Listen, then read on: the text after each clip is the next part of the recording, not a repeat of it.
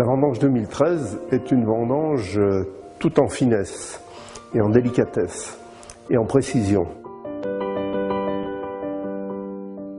C'est une vendange qui est extrêmement difficile et où l'expérience compte beaucoup, et aussi le matériel et la capacité à pouvoir vendanger vite.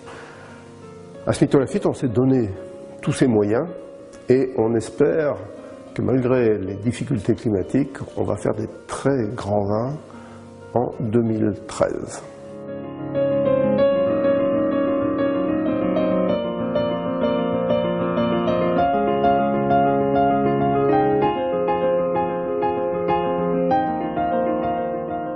Donc le millésime 2013 au château Smith-Lafitte. Tout d'abord, parlons des blancs, c'est ceux qu'on a ramassés en premier.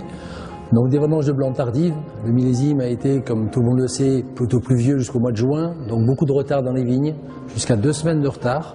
On a récolté sur les coteaux de Smith-Lafitte, sur les bons terroirs de Smith-Lafitte, de très jolis blancs. C'est des blancs qui n'ont pas une très grosse maturité, mais qui sont plutôt dans un style de fraîcheur, de tension, d'acidité. Des vins qui vont avoir une belle complexité, une belle dynamique. Donc vraiment des vins qui vont être sur le tranchant, la verticalité, la minéralité. Donc je crois que 2013 en blanc va nous faire une très bonne surprise.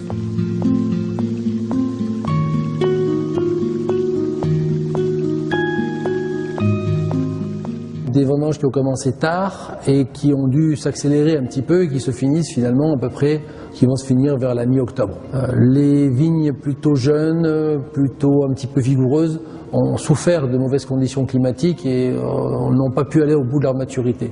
Par contre, les vignes équilibrées, les vignes âgées, sur les bons terroirs, ont atteint un bon niveau de maturité. Et on a une belle acidité, on a un joli fruit, les baies étaient croquantes, donc une belle matière.